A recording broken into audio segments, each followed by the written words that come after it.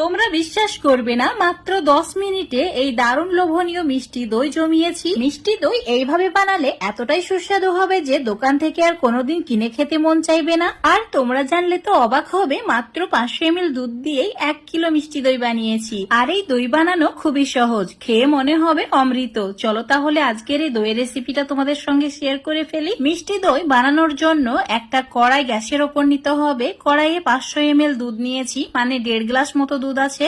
এই দুধটা প্রথমে ভালো করে জাল করে নিতে হবে।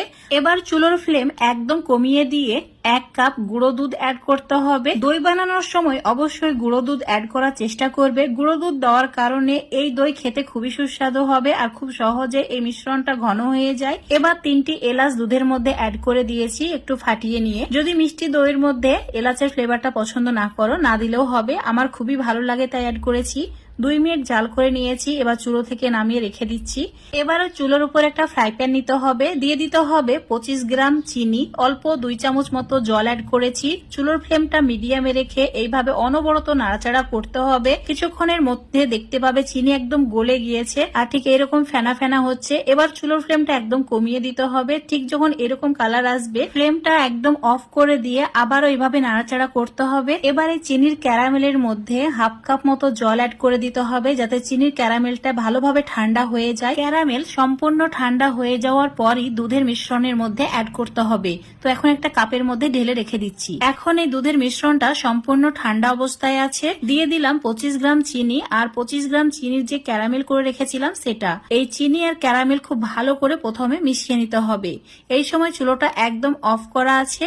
তো ভালোভাবে যখন মেশানো হয়ে যাবে, তারপর চুলোটাকে অন করে দিতে হবে। এখানে 500 ml দুধের জন্য 50 গ্রাম চিনি ব্যবহার করেছি। মিষ্টি দইয়ের মধ্যে মিষ্টির পরিমাণটা যদি বেশি খেতে চাও, চিনির পরিমাণটা বাড়িয়ে নিতে পারো। যদি মিষ্টির পরিমাণটা কম করতে চাও, তাহলে চিনির পরিমাণটা কমিয়ে নিতে পারো। মিডিয়াম টু হাই ফ্লেমে ভালো করে জাল করে নিয়েছি, অনেকটাই ঘন হয়ে গেছে।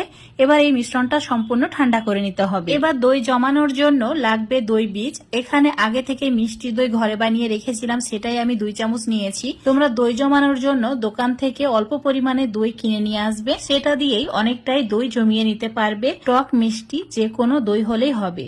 যে মিশ্রণটা রেডি করে রেখেছিলাম সেটা ঠান্ডা হয়ে গেছে আর এইভাবে সর জমে গেছে। এবার এই দই বীজটা অ্যাড করে দিতে হবে। একটা কথা অবশ্যই মনে রাখবে, মিশ্রণটা সম্পূর্ণ ঠান্ডা করে নেওয়ার পরই এই দই বীজটা অ্যাড করবে, তারপর ভালো করে মিশিয়ে নেবে। মেশানো হয়ে গেলে তোমাদের দেখাচ্ছি, দেখো ঠিক এইরকম ঘন মিশ্রণ রেডি হয়ে যাবে। এবার এটা জমানোর জন্য একটা মাটির সরা নিয়েছি। তোমরা যে কোনো পাত্র নিতে পারো দই জমানোর জন্য। এবার এই সরার মধ্যে দইয়ের মিশ্রণটা অ্যাড করে দিতে হবে। 1.5 কাপ দইয়ের মিশ্রণ অ্যাড করে